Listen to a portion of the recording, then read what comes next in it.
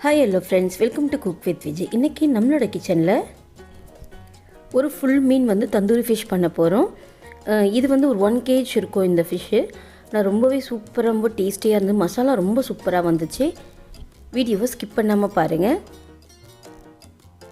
இதுக்கு வந்து நான் ஒரு 1 கிலோ அளவுக்கு வஞ்சரம் மீன் எடுத்திருக்கேன். நல்லா வந்து ஃபுல்லாகவே வாங்கிட்டு இது நான் வந்து கட் பண்ணிக்கிட்டேன். இது உள்ளே இருக்கிற அந்த இதுவெல்லாம் எடுத்துகிட்டு குடல்லாம் எடுத்துகிட்டு நல்லா வந்து கீர் போட்டு விட்டுருக்கேன். கொஞ்சம் கீர் வந்து இது மாதிரி கொஞ்சம் நல்லா மெலிசாவே போட்டுக்கோங்க. அப்போ தான் நல்லா உள்ளே வந்து காரம்லாம் நல்லா ஏறி இருக்கும்.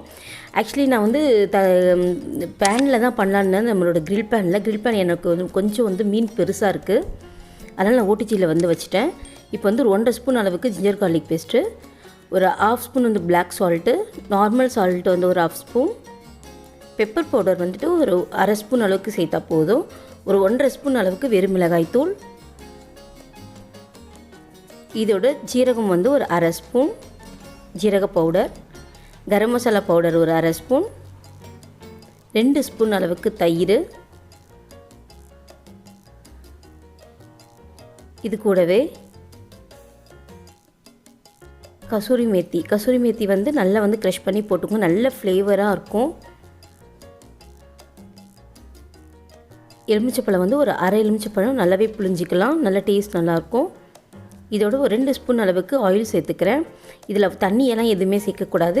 இதோட இது வந்து பார்த்திங்கன்னா பேஸ்ட் மாதிரி, நல்ல பேஸ்ட் மாதிரி நமக்கு திக்காக வரணும். அப்போ தான் வந்து நமக்கு மீனில் அப்ளை பண்ணும் போது அப்படியே நிற்கும், தனியாக பிரிஞ்சு போகாது. இப்போ ஓரளவுக்கு நல்லா வந்து மசாலா ரெடி ஆகிடுச்சு. இப்போ நான் அப்ளை பண்ணி காட்டுறேன் பாருங்கள். நல்லா அந்த உள்ளே நம்ம கோடு போட்டிருக்கோம் இல்லைங்களா, அந்த கோடுக்குள்ளே எல்லாமே வந்து நல்லா வந்து ஸ்ப்ரெட் பண்ணி விடுங்க. உள்ளே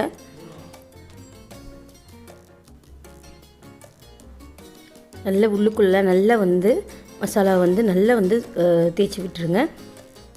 இது திட்ட ஒரு நல்ல வந்து பார்த்திங்கன்னா திட்டத்தட்ட ஒரு 8 மணி நேரம் ஃப்ரிட்ஜில் வந்து நல்லா ஊற வச்சுருங்க. அப்போ தான் வந்து மசாலா ஃபுல்லாக ஏன்னா நம்ம இது வந்து ஃபுல்லாக வந்து பேக் பண்ண போகிறோம். அதனால் நல்லாவே வந்துட்டு ஒரு 8 hours அது மாதிரி ரெஸ்ட் டைம் கொடுத்துருங்க. நான் ஒரு 8 மணி நேரம் கழித்து எப்படி இருக்குன்னு உங்களுக்கு நான் காட்டுறேன். இப்போ வந்து நான் ஒரு 8 மணி நேரம் கழித்து வெளியில் எடுத்து வச்சுருக்கேன். இது வந்து நான் மார்னிங் மசாலா போட்டேன். இப்போ ஈவினிங் ஒரு 7 o'clock மேலே தான் நான் வந்து எடுத்திருக்கேன். நல்லா பார்த்திங்கன்னா வெளியில் வராமல் நம்ம போட்ட மசாலா அப்படியே இருக்குது. நீங்கள் வந்து உங்களுக்கு இந்த பேன் வந்துட்டு கொஞ்சம் பெரிய பேனாக இருந்ததுன்னா நீங்கள் நார்மலாக நம்ம கேஸ் அடுப்புலேயே அப்படியே வச்சு லைட்டாக மட்டும் பட்டர் போட்டுக்குங்க. இதில் நான் பட்டர் கொஞ்சம் நல்லா அப்ளை பண்ணிக்கிறேன். பட்டர் போட்டு நீங்கள் அப்படி தோசைக்கல்லில் கூட வச்சு அப்படியே ஃப்ரை பண்ணலாம். நிறைய ஆயில் போட்டுறாதீங்க, ஆயில் போட்டால் ஃப்ரை மீன் மாதிரி ஆகிடும். கிரில் பேன் மாதிரி இருந்தால் அப்படியே நீங்கள் வந்து ஃப்ரை பண்ணி லைட்டாக வந்து நல்லா டோஸ்ட் பண்ணி எடுத்திங்கன்னா சூப்பராக வந்துடும். இப்போ வந்து நான் ஓடிஜிக்குள்ளே தான் வச்சுருக்கேன். 30 minutes வந்து உள்ளே வந்து வைக்கிறேன். இப்போ ஒரு அரை மணி நேரம் ஆகிடுச்சு. ஓரளவுக்கு நல்லா வந்து ஒரு பக்கம் சூப்பராக குக் ஆகிருக்கு. நம்ம மேலே பட்டர் போட்டதுக்கு அதுக்கும் நல்லாவே வந்து பேக் ஆகிருக்கு.